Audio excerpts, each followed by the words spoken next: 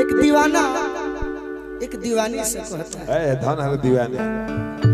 मित्र अपने मित्र से कहता है, रही है जी का खोदले बड़ो खोदा तड़ा। अरे तोहरा पके उठा के तो का होला? एक बे भोजपुरी में पूछ दो का होला? कह दो का होला? कौन का होला? तो नॉर्मल का होला की होस्टे ये तो हम अंग्रेज से बुलवा दिए थे। हाँ जी एक बार इनका से भोजपुरी बोलवाल जानू भैया। तो उत्तर प्रदेश का पूछा कि का होला गोलू राजा जी? का होला गोलू राजा जी? कह का होला गोलू राजा जी? है उहे होला जी कोमल जी उहे होला। अरे तकलीफ हो खेला तोहरा के अरे तोहरा के हुता के तो तकलीफ हो खेला तोहरा पके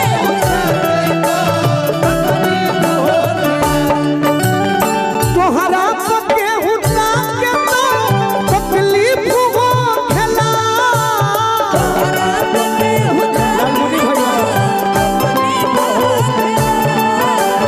तोहरा के हुता के तो तकलीफ हो खेला।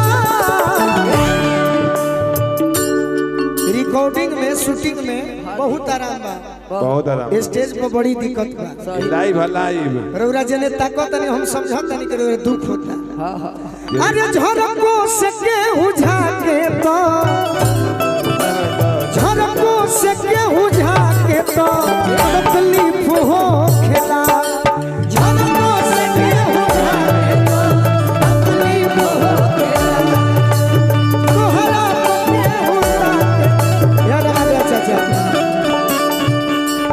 बबलू पांडे जी सोनकी से, और ये हमारी निजी जीवन में छोटी बहन है, लेकिन मंच पर हम ना मानिए से कि गीत संगीत संगे गावे के आओ तो अभिनय करे शिवानी सिंह ही ताली बजा के इनको के आशीर्वाद दी सब है। हाँ जी शिवानी तू आ गइलू तो हमार मार्केट बिगड़ गइल, बस 2 मिनट बाद हम बैठो। सही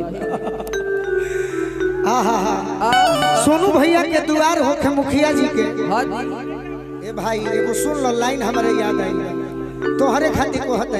हाँ जी मुखिया जी के दुआर होके हाँ छोटे बाबा हाँ भाई एगो लाइन ना होई पवन सिंह जी के पुराना का मुखिया होला। कि तू जानो तरह के गीत के उनका फैन होई, सही बात है। व्यवहार के तू फैन होई बा। अरे कहियो कोरवे में बीतो तो रहे रात हो, अब तू बनेलू